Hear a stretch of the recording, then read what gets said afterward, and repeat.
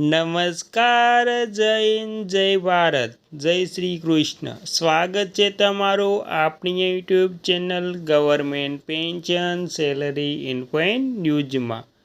તો આજે આપણે વાત કરવાના છીએ કે ગુજરાત વિધવા બહેનો માટે આવતી સહાય વિશે.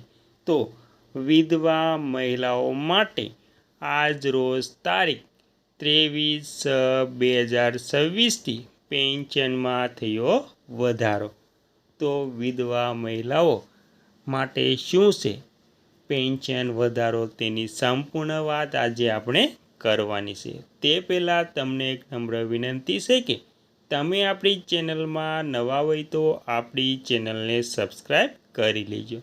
તો મિત્રો વિગતવાર જાણીએ તો કેન્દ્ર સરકારની વિધવા સહાય યોજના હેઠળ વિધવા મહિલાઓને દર મહિને ₹2250 સહાય આપવામાં આવે છે.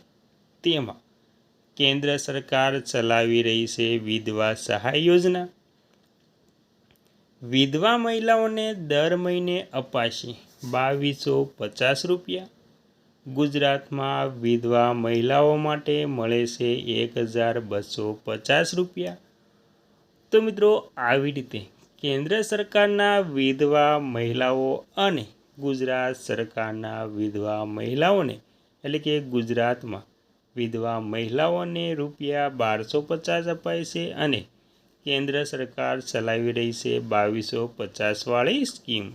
એટલે કે કેન્દ્ર સરકાર ₹2250 વિધવા મહિલાઓને આપે છે. અને મિત્રો ત્યારબાદ અગત્યની વાત કરીએ તો તેમાં મોદી સરકાર દ્વારા અનેક યોજનાઓ ચલાવવામાં આવે છે, જે અંતર્ગત તમામ વર્ગના લોકોને વિશેષ સુવિધાઓ આપવામાં આવે છે. આજે અમે તમને કેન્દ્ર સરકારની એક એવી યોજના વિશે જણાવીશું જેમાં દેશની મહિલાઓને દર મહિને પૈસા આપવામાં આવે છે.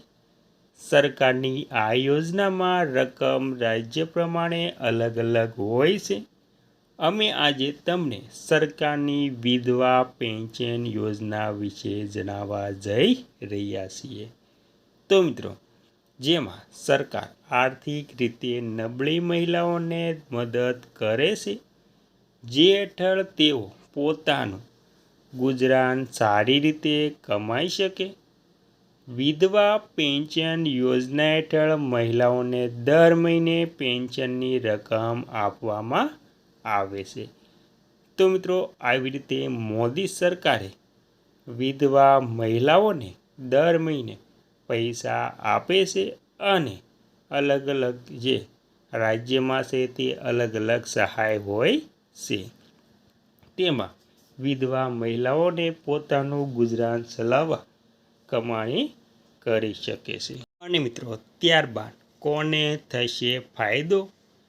જે મહિલાઓ ગરીબી રેખા નીચે આવે છે તે જ આ યોજનાનો લાભ લઈ શકે છે.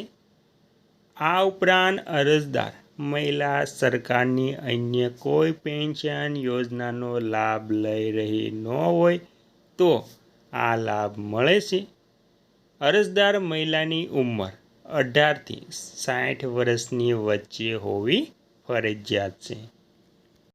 અને મિત્રો ગુજરાતની વિધવા મહિલાઓને મળશે દર મહિને ₹1250.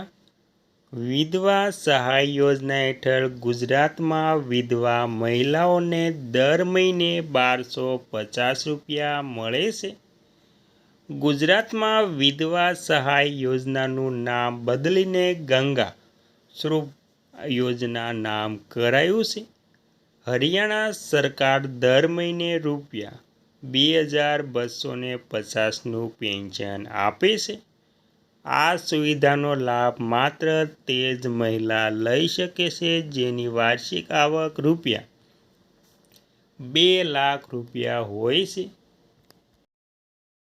મિત્રો ત્યારબાદ આ યોજના માટે અરજી કરવા માટે આ પ્રમાણે જરૂરી યોજનાનો લાભ લેવા માટે વિધવા મહિલાઓ પાસે આધાર કાર્ડ, પતિના મૃત્યુનું પ્રમાણપત્ર, રહેઠાણનું પ્રમાણપત્ર, આવકનું પ્રમાણપત્ર, ઉંમરનું પ્રમાણપત્ર, બેંક ખાતાની પાસબુક, મોબાઈલ નંબર અને પાસપોર્ટ સાઇઝના ફોટા હોવા જરૂરી છે.